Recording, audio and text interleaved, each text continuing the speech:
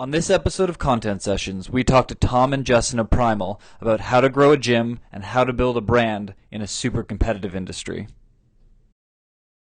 Welcome to another episode of Content Sessions. I'm at Primal MMA with Tom and Justyn. How's it going, guys? Good, man. Doing good. Good. How's your arm? A little bit better every day. Tell the camera how you hurt it. I tore my bicep boxing, and I'm on the slow road to recovery post-surgery. So, yeah, Terrible stuff. it's not fun. Who would have thought that you'd get hurt fighting? Yeah, really. Shocking, right? I know. So I'd like to start off the show. Just tell us a little bit about fighting. Tell us about the gym. Tell us a little bit about the history. I know we all know each other from a long time ago, but Yep. just a kind of backstory. Sure. Yeah, definitely. So we're down here right now in Primal MMA Academy, which is an extension of our bigger brand, Primal Academy. Started the gym in 2011, fitness, strength and conditioning, athletic conditioning gym, and expanded that gym in 2014, and then grew the MMA brand also in 2014, and opened the MMA mixed martial arts side of the business at that time. Yeah. How many square feet do you have in this building now? Just under 8,000. Oh shit. Yeah, so the two levels, the studio space where we do a lot of our PT, and we have our clinic, the main gym where the boot camps and most of the workouts happen, and then the MMA gym that you see here. Cool. Yeah, this is a great space. It's got like such a raw, Yeah. a raw feel. Sometimes called the dungeon. Yeah. Yeah. But it's a warm dungeon. It's a warm It's an inviting dungeon. Yeah. And then so just to kind of backfill everybody. So Justyn, what your involvement with Primal?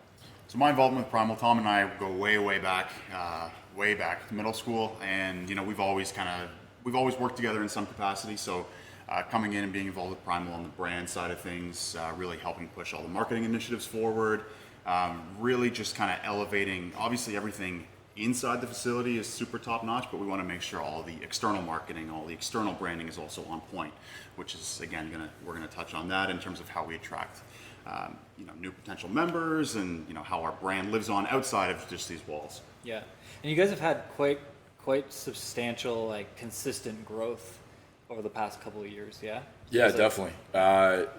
Part of that is our experience and reputation growing and word of mouth. The classic way you bring people through the doors, and another big part of that is success using the right digital marketing strategy, and content and image and feel online has really helped drive a lot more people through the door. Which is really nice. So yeah. Yeah, one thing that I've always liked, because we'll talk about the campaign we did in the past, but one thing I've always liked is the idea that getting people in the door for a little bit longer of a period, Yeah. a month instead of a week, so they can Yeah. really like feel the vibe, feel the atmosphere. Absolutely. It feels like you guys have a great conversion once people actually like get acclimated to like the trainers and who you guys are in the space. It seems like you guys win over people We've pretty well. talked a lot about that, especially most recently, is a lot of what we need to do as the biggest goal is just get people in here. We got to get them in here, and then once they see what we're about, they see the programming we offer, they see the people that are here, both from the members and the staff and the trainers, then they really start to see the value. Yeah. And how big are you guys now? How many total staff between both? It kind of ebbs and flows. There's our full-time kind of like, in here for a long time and exclusively work out of Primal, and then we have some coaches that work in a couple different gyms, some trainers that work in a couple different gyms. Somewhere in the range of 30 to 35 staff involved in this facility right now. Some being full-time staff, including the ownership group, and some part-time and occasional staff. So it's a pretty big operation now. There's a lot of personnel involved, but it's a great community, both staff and members, and it's amazing. Looking back on 2011 when it was literally just me, and I was the janitor and secretary and trainer and everything at the time. So it's amazing to see how far it's come. Yeah, and this is 2014. 2011 was 11, the yeah. initial opening, and then 2014 was the expansion with the studio and the MMA gym.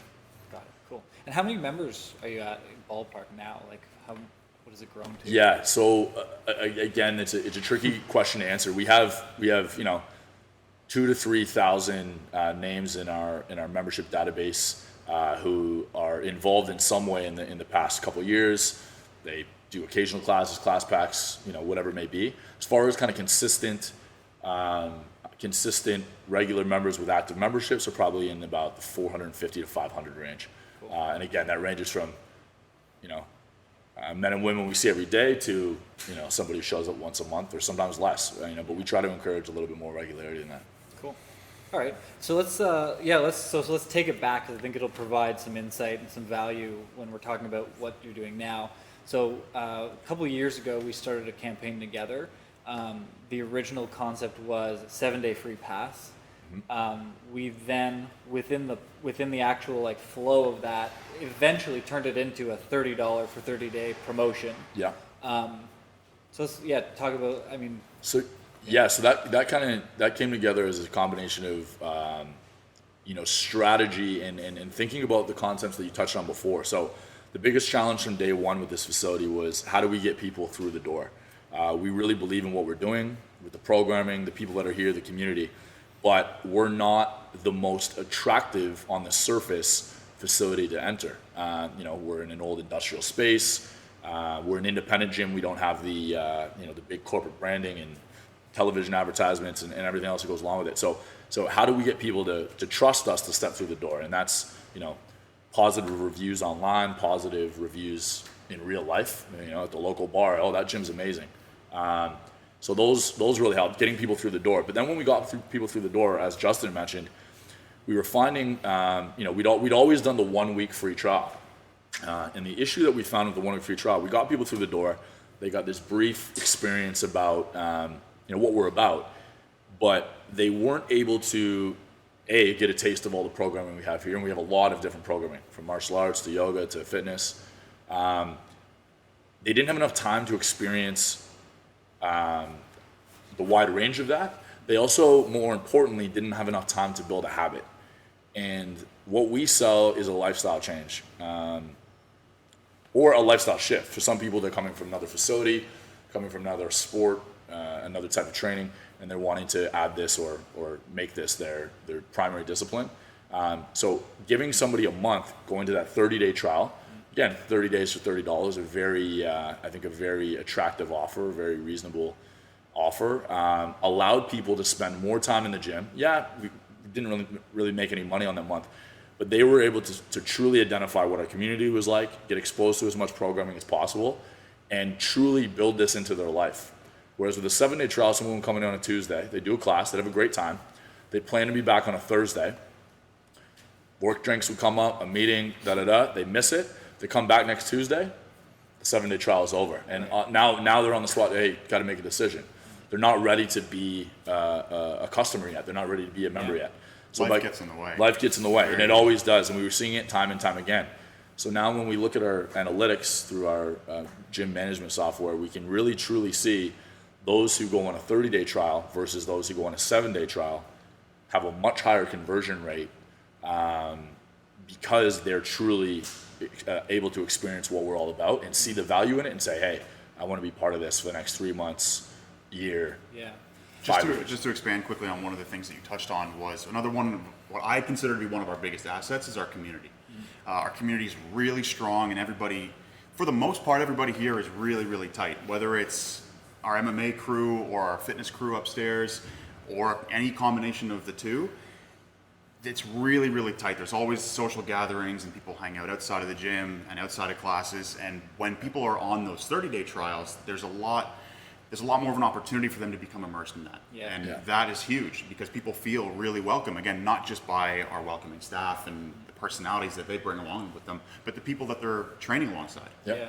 And I would imagine that even if it's not the right fit for them, even if it's like, it was great, but whatever, giving those extra things, having the chance to do a boxing and then a boot camp and then a whatever, Yep. that word of mouth, their buddies looking for something. Oh, well, I did this class this one time. You should check this out. Absolutely. Versus, I went to one boot camp and whatever. Maybe Absolutely. I wasn't feeling it that If day. somebody signs up for a 7-day trial and they want to, like you said, try out boot camp and yoga and boxing and jiu-jitsu, realistically speaking, let's say they have a 9-to-5 job, they've got a family, they may only be able to come into one of those things. But if they're on a 30-day trial, they've now got an extended opportunity to actually try the full gamut of Yeah. what we offer, and that's what we recommend. Are you guys still running that? Oh yeah, The absolutely. It's incredibly successful. It's one of those things that we've been running for probably almost 3 years now. Yeah. And the old saying, it's not broke, don't fix it. It works very well. We run additional promotions that are kind of seasonal or tied to times of year or various pop culture stuff that generates a lot of excitement. But through and through, the 7-day trial with the 30 for 30 upgrade option is always there, and I think it will always be there for for the foreseeable future. Sure. Yeah. So now let's now kind of start from the last time we kind of worked together, which has been, well, when we were in contact all the time, but because Justyn's good at websites and that. But so what have you guys kind of been? What have you learned since kind of that? What have you kind of tested? Not tested. A lot. Yeah. I mean, I think one of our biggest learning experiences was we know right now, based on a lot of trial and error, that the site we have is really functioning properly. It's yes, it's dated, but the system that we've got set up is working really well. Our funnels for all of our new customers and the ability for us to get information out to clients is great, and for our customers is great. So we tried to, back in the day, change the way that our marketing landing pages were working, and mostly from an aesthetic standpoint, just to try and make that process a little bit smoother. Get that clean one page. Get it a little cleaner, Yeah. get it a little bit more concise, and we did that, and we ultimately ended up putting it onto an external domain.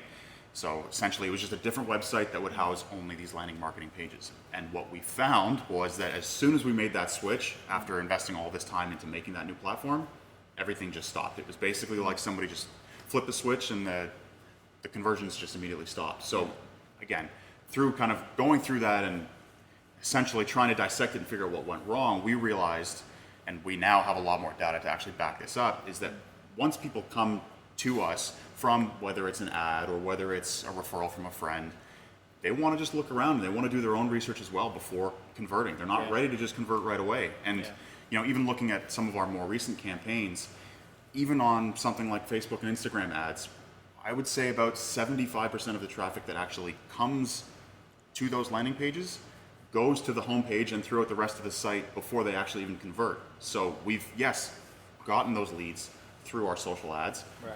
but they don't convert right away. So we have to give them that extra information, and that's what actually, it assures them that, okay, this is a place I want to be part of, or at least try. Yeah, and it makes sense. I mean, I know I was involved in convincing you guys to try the other single landing page. Sorry. It's okay. I was of the same mindset. I agreed with you. But yeah, I mean, I think because it is this lifestyle product, there was something missing in terms of like, is this going to be, and like you said, I mean, especially when you're talking about MMA, there's like a lot of weird experiences that you can have with MMA gyms, like these, For sure. and even what was it Forge Fitness, like those places, like there's no one at the front. You just go in and it's just a bunch of sweaty equipment. You're like, what? So for a guy like me or somebody who's new to it, to like buy into it, going into a space like that versus this, I could see that making sure that it's going to be a space that I actually want to spend a little bit of time in or try out is probably why the website worked better as it first. And I think ultimately, just to be more explicit with that specific instance, that independent landing page was living on a separate domain, Go Primal, which we thought was a great kind of launch pad for the brand, but ultimately it seemed like our prospective customers were less trusting of it because it wasn't actually our website. It was it truly seemed like a sales site. So when we brought it back to the organic, real meat and potatoes website and had it live there, it was more trusted. You could hunt around, look around, like you guys said, and then come back to it and say, hey, now I'm ready to pull the trigger on a trial or a promotion. For us, everything was great with it because we already had this sense of awareness and security and comfortability with the brand. But take a step back and think about somebody who's seeing and coming to this page and seeing the brand for the very first time. They don't know who we are, right? They don't know about the classes we offer. They don't know who our instructors are.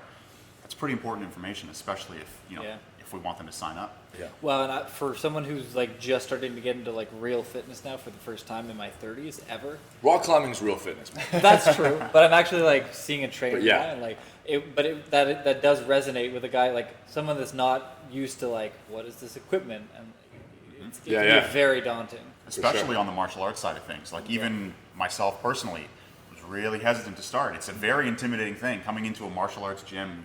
All of a sudden you're thinking, I'm walking in off the street, I'm somebody who's never trained, and you want me to go train with people who have been training and fighting for X amount of years? There's definitely like an automatic perception of like, course. just like getting your face But then you smashed walk in the door and it's the most amazing group of people and the most welcoming group of people, both on the staff and just our members. Everybody is so welcoming, so helpful. So again, it's how do we take that and how do we actually channel that online so that people feel comfortable and they're like, yeah, I could do this. For sure. Yeah, that makes sense.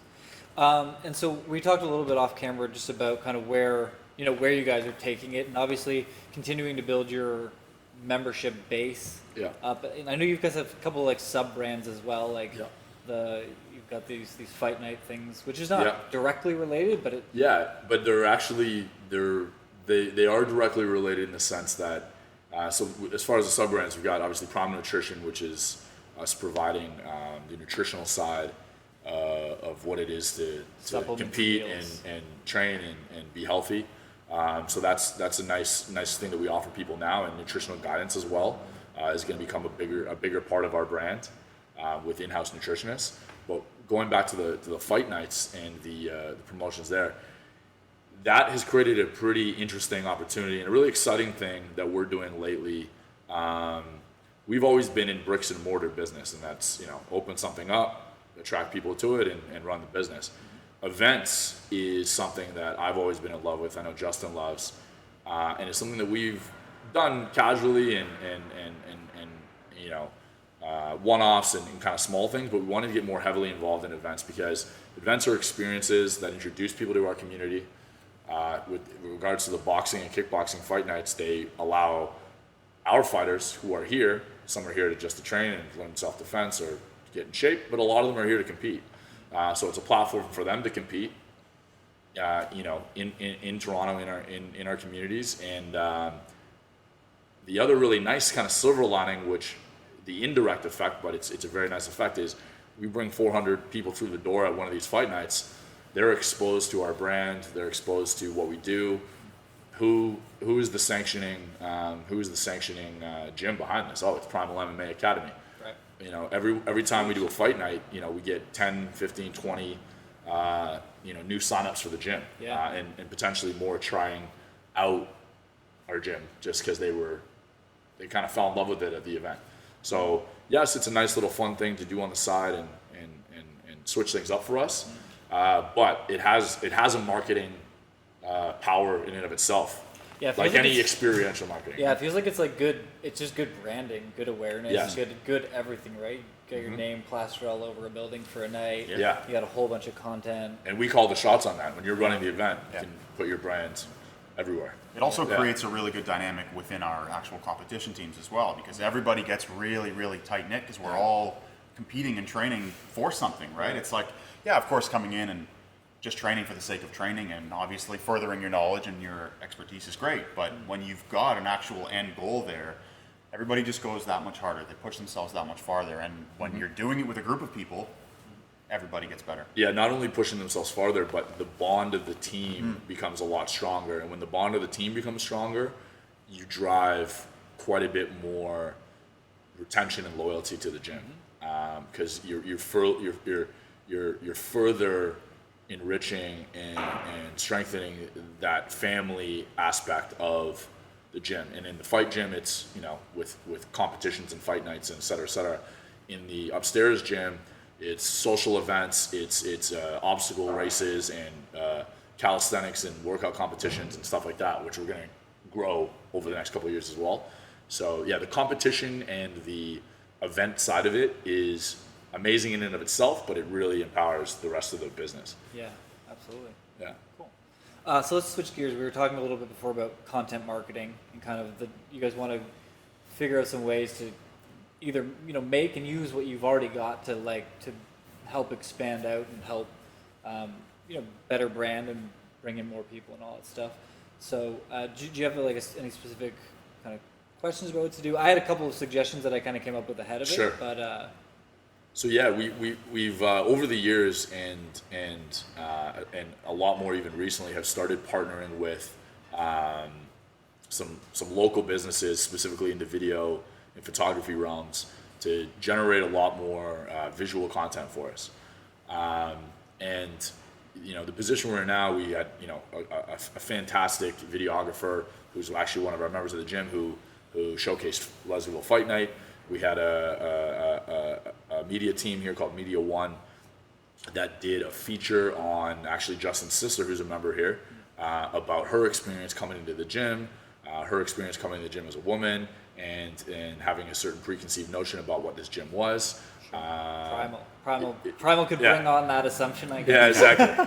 And then also featuring one of our MMA guys, Tommy, and his experience coming in, and again being a little bit more of a shy individual, a non-traditional athlete, a little bit more of, say, a nerdy individual. He would self-admit, and what his experience was being accepted in and gaining passion for this place. So they've created this fantastic content, video content that, and it gives.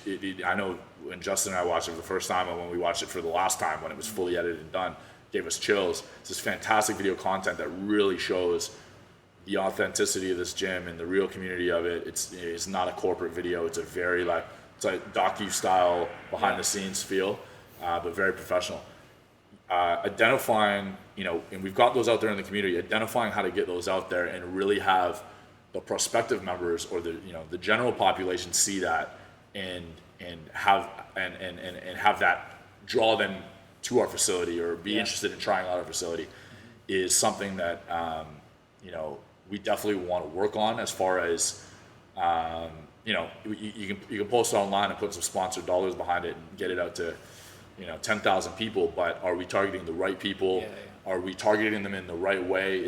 Are the call to actions and the content, the written content that accompanies the video content or the photography effective at helping bring someone through the door? So that's something that we want to explore more, and definitely interested in hearing your insight on that. Yeah, there's a couple of things I think the biggest, putting it out, using some targeting on Facebook or Instagram is functional. Yeah.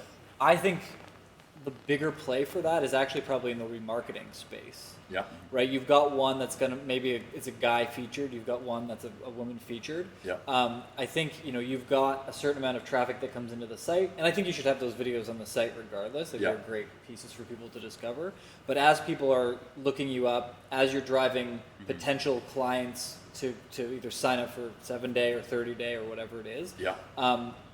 With the ads you're running now, it probably just says, just target people who have a certain interest. Yeah. What you could do is build an audience of the people that have been on the site who have not purchased, because you've got a trigger that says a purchase happened on Facebook. So you would say people that have been on the site that haven't triggered a purchase. Yeah. And then you could even segment that ad out. So it's like if it was a woman that came to the site, have that ad, and you're almost putting it out as like a testimonial ad, like a value-driven type piece, and then the guy could be targeted on the male side, and you could do the same with YouTube.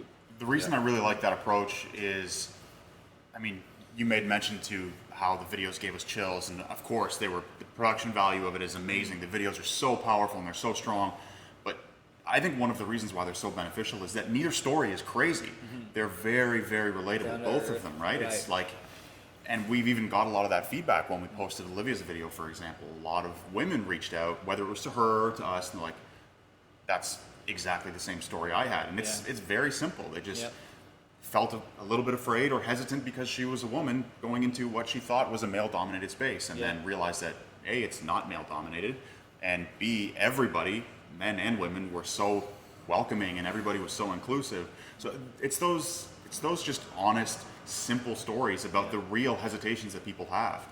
And here's the thing. I think those videos, in the context of a remarketing frame, give you guys a huge advantage. Like if you look at the average thing, you go to a website and then it's like a banner ad that you just see it everywhere and you're like, okay, I got it. I see it 19 times and I'm probably out. But I think because people are going to need to shop around, they come to your site, they go around, they're like, if I'm actually interested in this, you pulled me in. Because Facebook ads aren't intent-based. You've caught me up and I've said, oh, that might be interesting. if I'm going to come to the site, there's some interest, Yeah. right?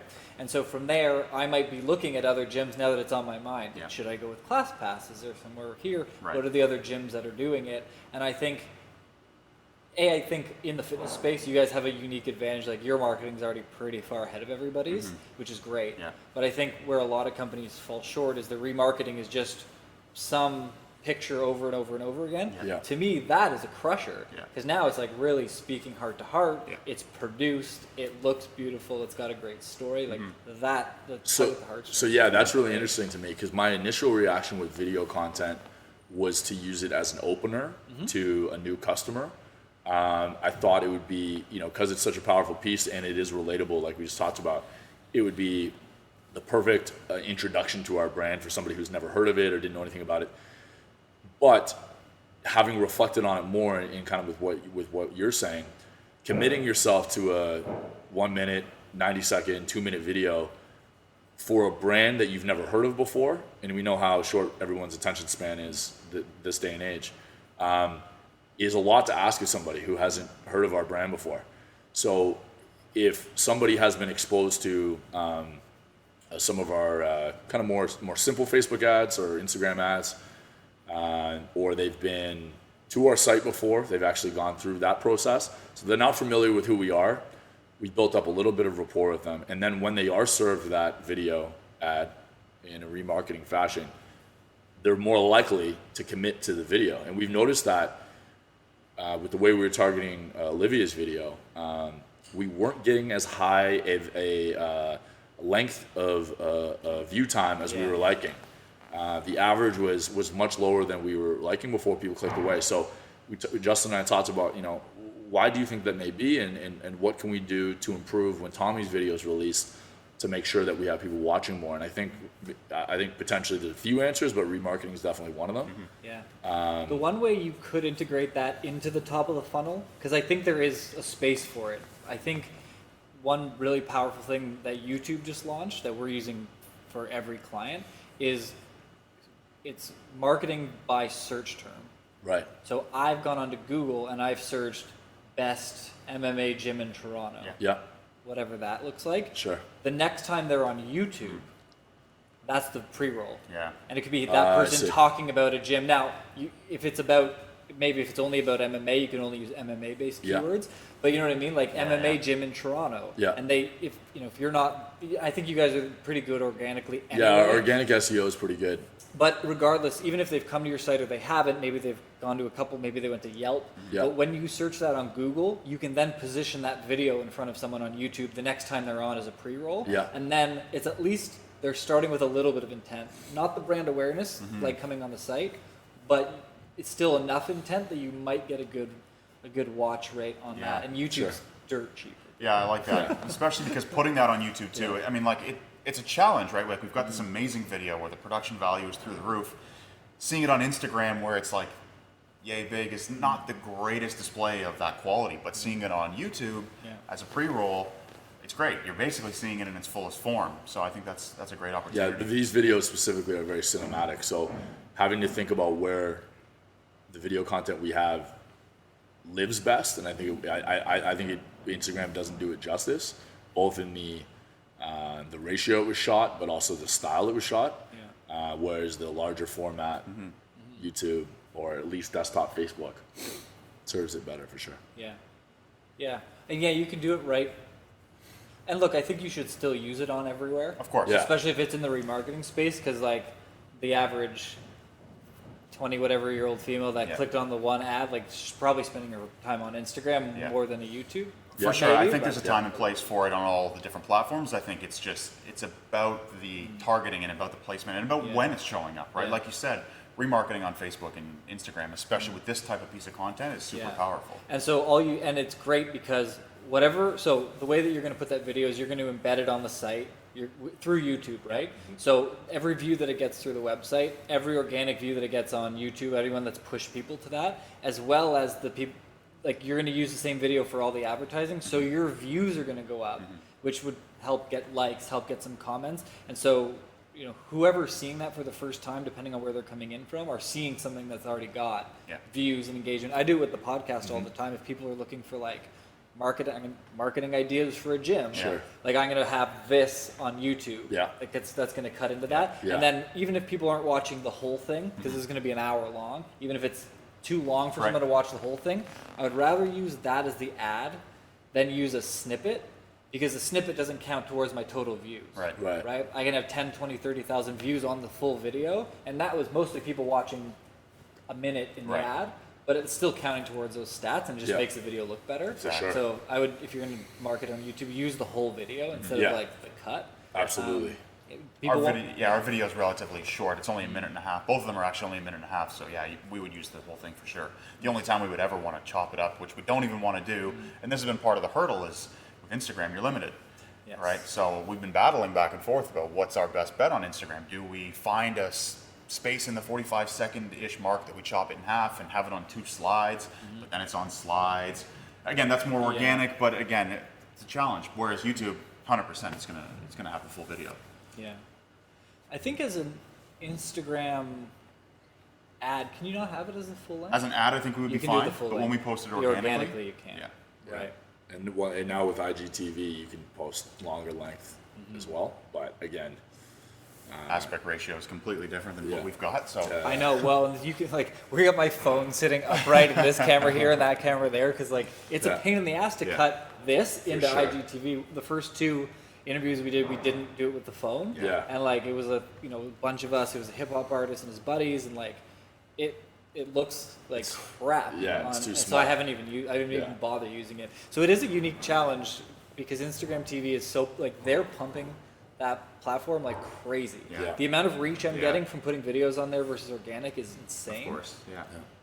But it's hard to filter both. For sure. No, absolutely. I mean, I don't even know what the aspect ratio we have in those videos. It's wider than 16:9. Oh shit. So trying to chop that up into any sort of Instagram story or IGTV, it's not really possible. The video would either be this big, or you would see. You could do the 10%. Put the little turn sideways thing. That's true. That's probably our best bet, to be honest. I've seen that with certain ones where they're only filming in one way, so they'll have like an animation at the beginning, be like, turn your phone.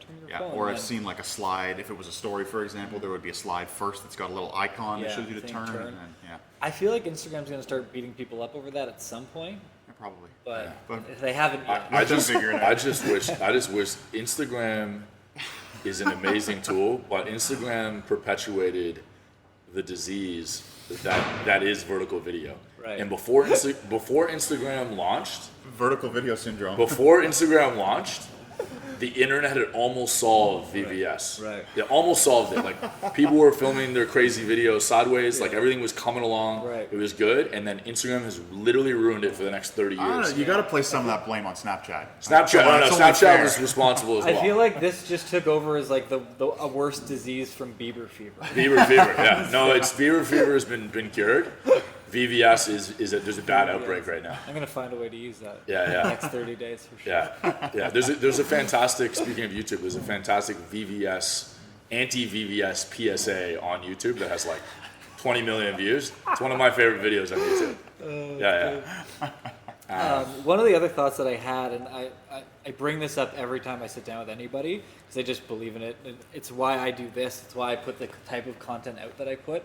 One thing I'm addicted to figuring out is like, what is the content where you like everything at the end of the day is going to have some sales element to it. Sure. But like, what can you create quickly and easily that's pure marketing that will turn into sales without you asking for the sale? For us, I think, and you may have a different answer than me, but for me personally, there's a few. But one of the ones I really think, especially now that we need to and should and are focusing on, is written content, written blog content, whether that lives on our site or on a trainer's site that we then backlink to ours. Whatever the case may be, it's providing value to people, whether they're our members, whether they're prospective members, whether they're people who've heard of us, and sharing that content. Literally just providing some kind of value, whether it's nutritional or it's about the fundamentals of striking or lifting, whatever it may be. It's basically trying to answer some questions that people may have and sharing that information out. Because again, if we are able to, we've got ads that show our space. We've got the great remarketing now that will show a video of a story. If we can then also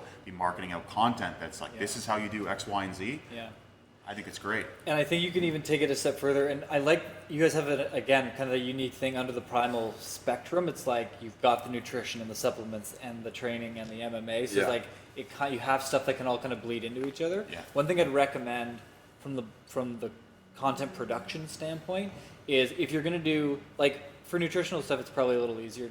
This is the myths about this or whatever it is. But I think if you have stuff about like technique, I think what you should think about is how do we incorporate every medium into it? Yep. Other than maybe like you can't podcast your way through an exercise, Right. but you could do it where like you've got your phone and you're shooting video where like, so if it's like how do, the best practices for a push-up, right? So you've got an explanation, you're taking pictures partway through of like the form in the different settings, like here's step 1, here's 2, and here's 3, and make sure this and this and that. But while you're doing that, you should also be having video going, because then that's stuff for IGTV, it's stuff for YouTube, it's stuff. sure. Then you can cut that into a blog by taking the pictures out into it, right? Like, I think a lot of what I'm seeing with people is wanting to put stuff out and having one piece that goes out, but being like, cool, now I got to create something brand new every time. Like we're going to use this for like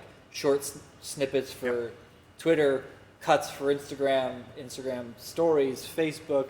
I'm going to use it on YouTube. I'm going to put it on all the podcast platforms. I'll transcribe it for the blog. But it's like, how can I maximize? If I'm going to go through the exercise of creating shit, like how do you get the most out of it? And I think because you have the space and because you have the trainers, one other thing I keep hearing the idea of, but I haven't seen anyone do it well yet, is like the 5-minute or the 2-minute exercises that like working out at work, the 2-minute workout at work. Right. So if like I'm stuck in the office or whatever that is, like what's those couple of... We don't want them to work out at work. We want them to work out here after work. I get that, but I think if you've got them, if you're the face and the voice behind getting them moving, you're almost, and you can even start remarketing the membership stuff to the people that are watching it.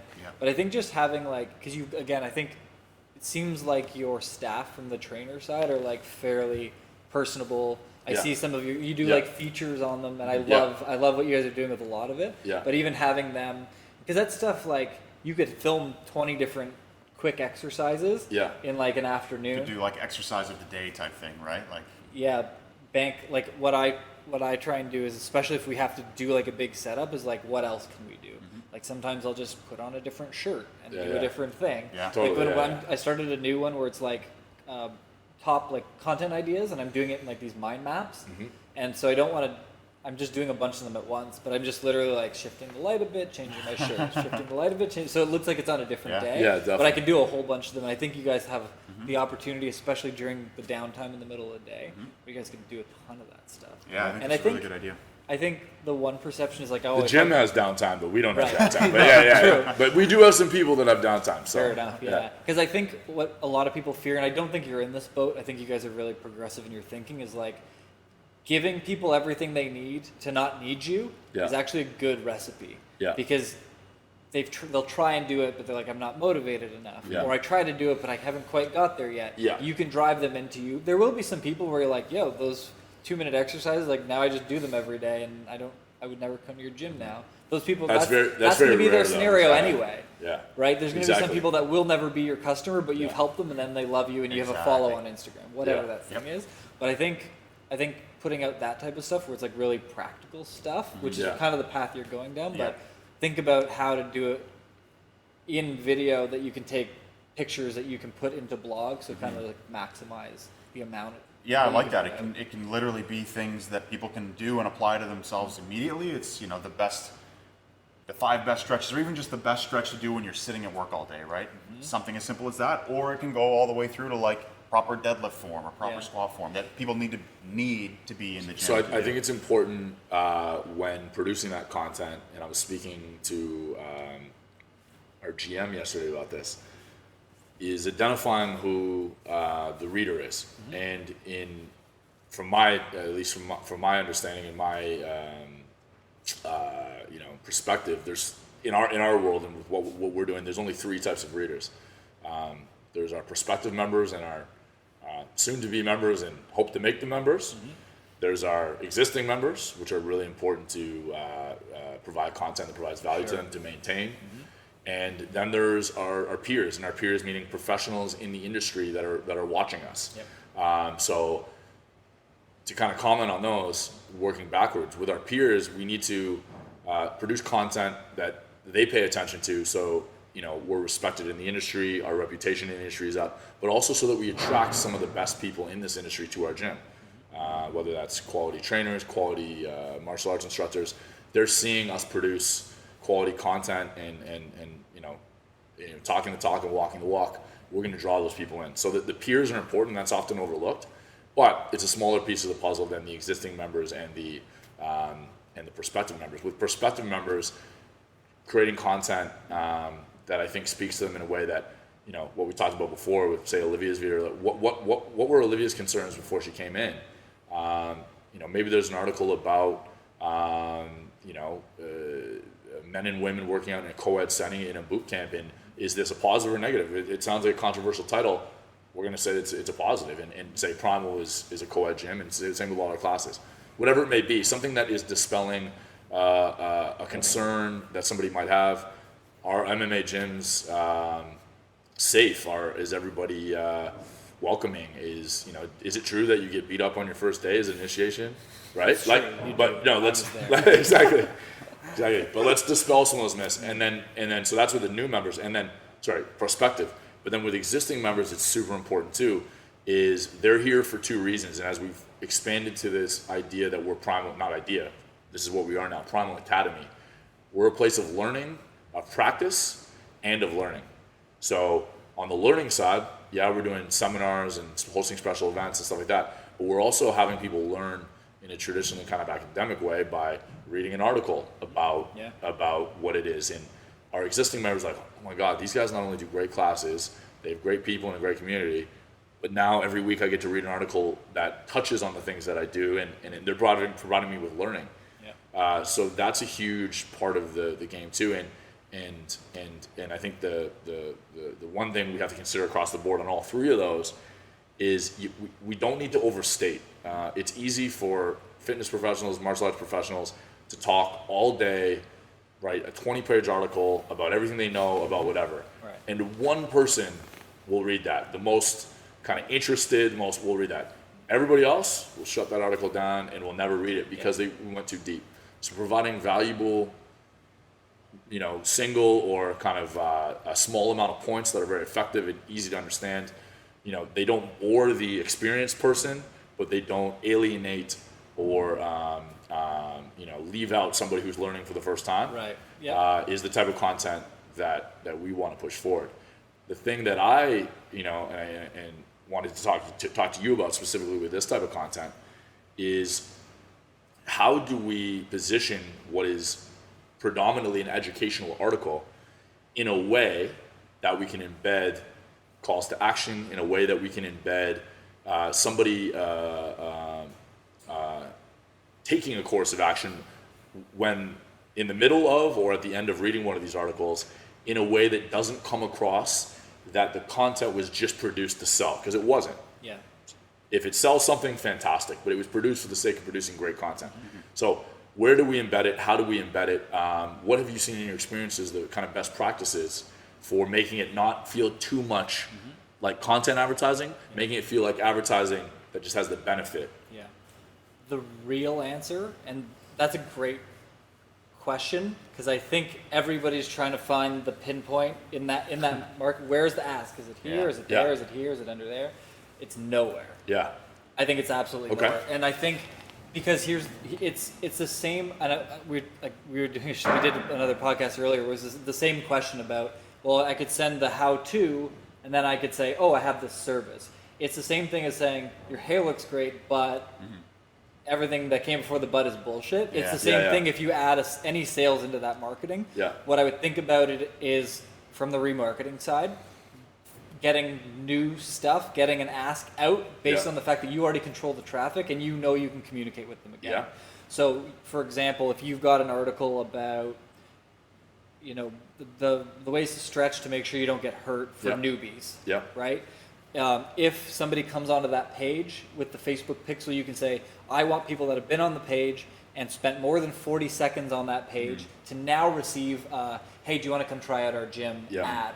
And just being strategic about the messaging based on what they do on the site. Yeah. But I really think keeping it out, even though it's painful, if he's like, no, I'm making it, but I also want to make sure they buy something. Yeah. That's always the instinct. The challenge is that no matter what you do, if you try and sell within that piece of content, you'll drive them. Most people, and it will feel like there's an agenda to the content. Yeah. I agree with you 95%. I think there's one exception where you can do it very subtly. But I completely agree with you in the sense that serving the content truly as what it is, letting people absorb it, and then retarget them later with some offer. And at that point, they've absorbed the content. They know we provide value. We've built rapport. And then they say, hey, you know what? I'm going to try this gym out, or I'm going to try the nutritional products out, or whatever it may be, because they have that subconscious memory of the brand reminding them. Anyway, so I agree with that. The only exception I think that can be done that doesn't feel like it's being sold, it's very subtle, but I think it can be effective, is just hyperlinking of certain concepts in the article. And that's not, hey, here's some value and some content about our gym, now try our 7-day trial. No, that's gone. But if we're in an article that says, that's written by one of our trainers, Easton Lanneman, he's written the article, his name is hyperlinked in the article. If somebody clicks on his name, it'll hyperlink to his bio page, and his bio page has an assessment, book an assessment with Easton call to action. So they've decided to go to him. They've decided to click on that. So the call to action is one click away, but it's there, and they were easily able to get there. It's the add-on to the click. Correct. It can't be the click. Yeah. But it's like more content. Then there's the. That's right. I 100% agree with that. Yeah, because what I like about that too is like you produce good content, and that makes people say, okay, well, these Primal guys and girls know their shit. Yep. And then it's like you said, it's that one step away. If it's an article posted by, again, let's say Easton posted it, and it's super helpful to a lot of people, they'll be like, damn, Easton knows his stuff. I want to learn more about Easton. They click his name, they see what he does, they see he's teaching XYZ classes, he also does personal training, and then all of a sudden, now they're learning more about what we offer. So they started with that piece of content, that piece of information, and then they start to drip down that funnel. One nice thing about when you're advertising the content, especially, and organically you'll get good reach, you have a good following in that. The nice thing is that a lot of people think I have to create a million different things. If you create a strategic sequence of stuff that then results in a sale, that's usually really good too. So the way I think about it is like, here's, if you take the how to stay healthy at your office thing, top stretches for your office, and then they spend a certain amount of time on that article, then it's like, here's how to do a 2-minute workout at your desk. And it has that stream of maybe 8 different pieces of content, and then speckled in there are the asks. Want a 7-day trial? Want to try this out? Yeah.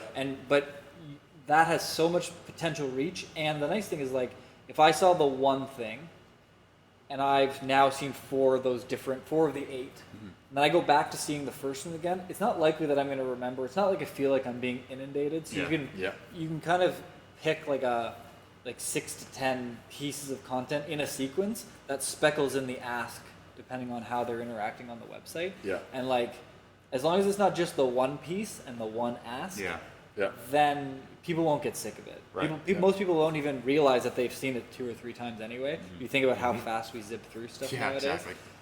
But that speckled in with the inspirational video, speckled in with the 7-day trial, speckled in with the here's some more exercises. Just a mix of those 8 things. That's you could talk to someone for 2 to 3 months just with that. And then you've inundated them, but you've also done it in a really tactful way where you've provided a ton of value. Yeah. You've done the ask. They're separate, but it's part of the same sequence. I think that's a huge winning formula. I think that'll work really, really well. It's a full package of content that we're then providing, and it touches on all the things. So we don't necessarily need to have sales tactics necessarily within those blog articles, but then following up the blog articles are the inspirational videos or any of the other promotional ads, depending on the time of year. So it all ties in very closely together. Yeah. I think the perfect mix is 5 to 6 pieces of just straight value stuff that's kind of related, and then 4 pieces of, hey, come buy this, here's a testimonial, the video, and then like you could use the like don't miss out, but if you're not going to actually end the promotion, we've talked a lot about like giving the like time sensitive thing. I know you fucking hate it. Yeah. Well, I do. It depends. Right. I think if it's time sensitive, you truly have to stick to that timeline. Yes. And you know, when we've had sales in the past, I sometimes think the most powerful moment with a sale, so that your sales are taken seriously, is turning somebody down when it's over, as opposed to making the exception and extending it. Because there will be another sale of some kind, another promotion of some kind, and those people who missed out on it will take it very seriously the next time. Right. So yeah, no, I don't think there's an issue with that. Talking about kind of the content marketing, what we're starting to do a lot more now too, and again is circling back to the events talk about how events complement our brand and how it market us, is tying in our video content or our written content to an upcoming event. So, you know, for example, we have an article that we're releasing next week about the importance of competing in Brazilian Jiu-Jitsu. This article was independent of the event that I'm going to speak about, but it's a very good timing to release it. So, the importance of competing, what it does for your mental health, what it does for your discipline, what it does for your bonding with your team, et cetera, et cetera. Yeah. We have our big tournament, Submission League X is our 10th Submission League, coming up on March 30th. So we're going to release this week.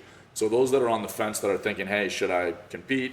I've never tried competing, will be able to, you know, with that hyperlinking again, like tournaments like Submission League, click through and you can register. It'll allow people to explore that thought and then take some action on it, or go to an event that's very directly related to it. Yep. Another example being we're going to release some video content with a professor, Igor Radzik, and potentially a short article about the 3 most important self-defense techniques for women. You know, there's a lot of BS online about what's effective and what's not.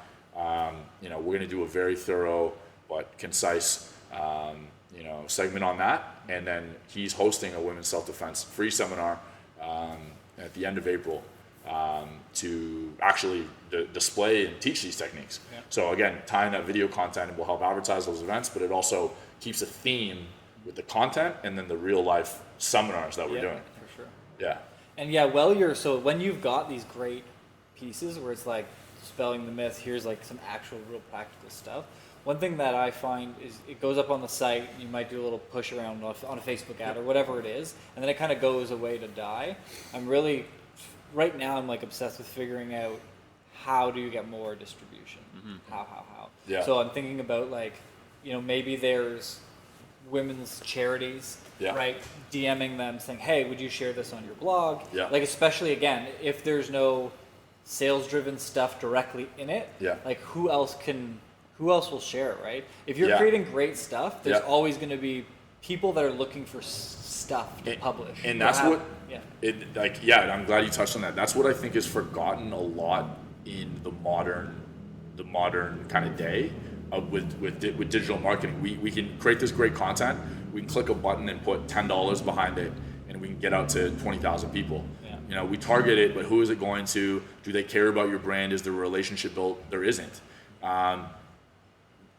I still really believe in, and I know that the whole team here does, old school relationship building and having people share information in a way where it feels real and organic. And that goes for sales, it goes for word of mouth, but it also goes for the way content is shared. I would rather speak to 5 similar brands to us, or people that are related to an event or a content we're producing, say, hey, would you mind sharing this on your page as well? Yeah, it's so and put $0 behind it, but take extra time to build those relationships, and they're posting our content with real meaning, as opposed to put money behind it, have it go out to 10,000 people, and you know, there was no real authenticity with that. Yeah. So that can't be forgotten, but it is forgotten by a lot of people because it's the relationship building. It's a harder thing than clicking a button and swiping your credit card.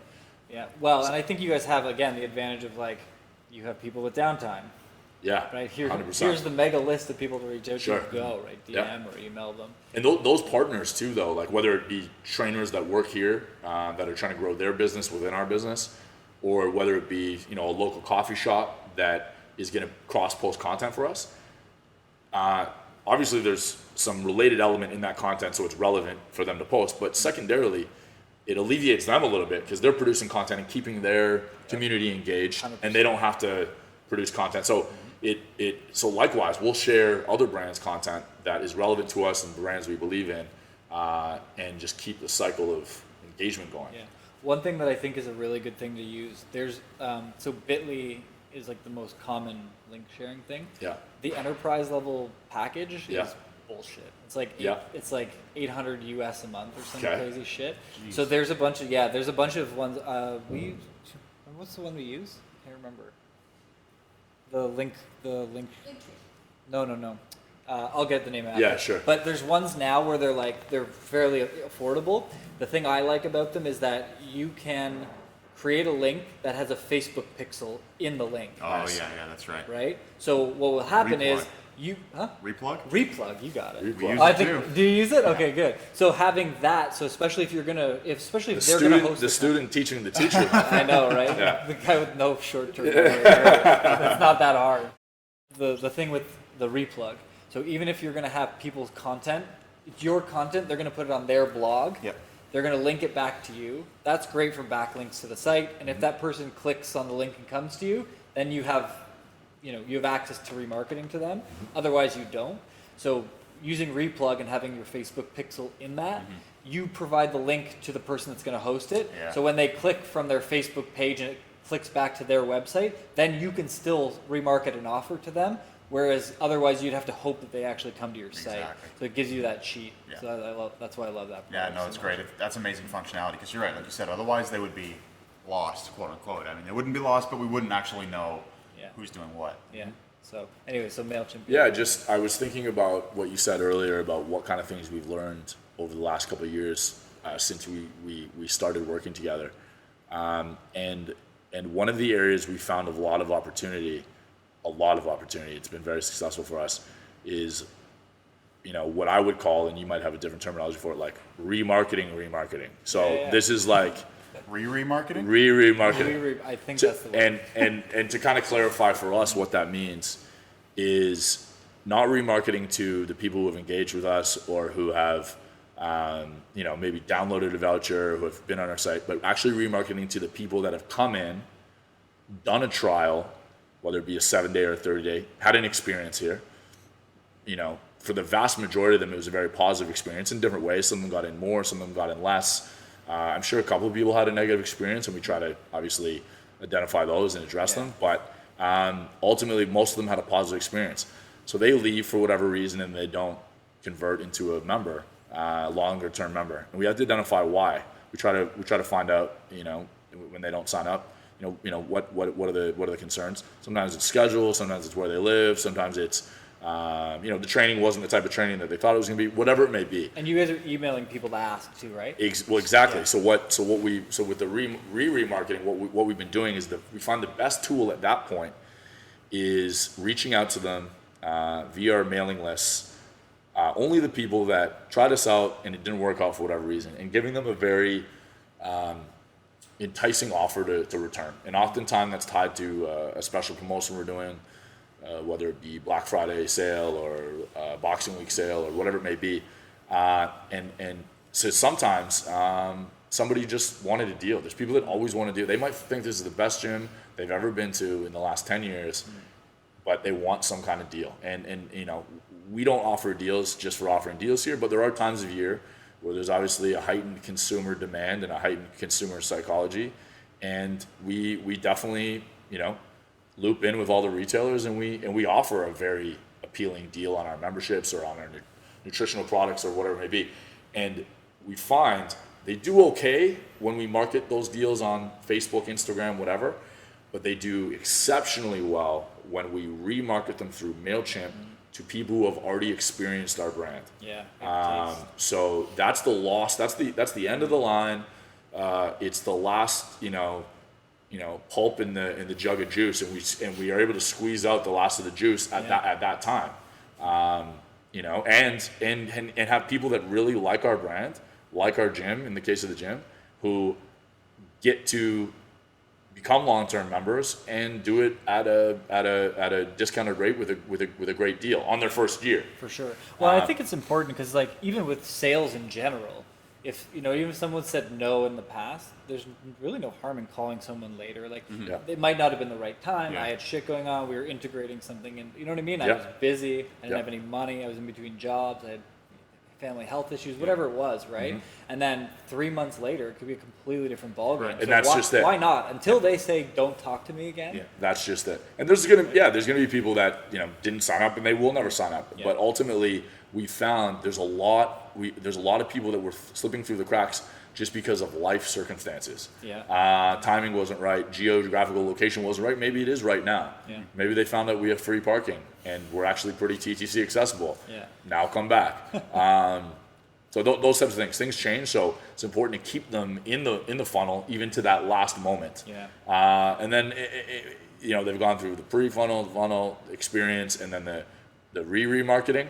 And then if they're not Primal members by the end of that, well, you know what? find They them can a go good on their way and find You'll find them a something good else. life. That's a big thing we've learned over time of doing this now, though, is that, of course, when the Black Fridays and the Boxing Weeks arise and it's the right time to do a big sale, it's great to push that to new members or new individuals who've never been exposed to us before. But it's still a challenge. They walk in for day one and we're like, okay, well, you need to sign up now because tomorrow is the next year and the deal's over. If they walked in the door, sure, it's a great deal, but it's still the first time they've been exposed to us.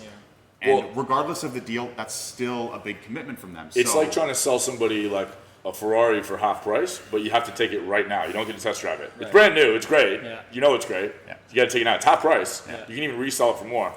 You know what I mean? But they still want to test drive it. The test drive is a big part of our. Yeah, I love that. just to finish that thought, because of all of that and because of what we found through doing it now, our big priority is just to get people in. Yeah. Because once they're in and they try us out, they love us and they sign up, great. Or if they don't, one of the many reasons you listed might be why they didn't. And again, it could be just I want to sign up, I just can't do it right now for XYZ reasons. And then those opportunities later on are where they might come back to us. Absolutely. Yeah. Love that.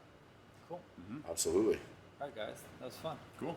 A lot of fun, man. Got some people coming in to kick each other in the head now. There's some Very little, soon. there's some little, some little ninjas about to come in. The kids MMA class is about to come in. Oh, kids, really? Yeah. Kick us in the head. All right. Yeah. Let's get out of here. Yeah, the little karate kids. Yeah. Thanks, guys. Cool, man. Thank Thank you. you.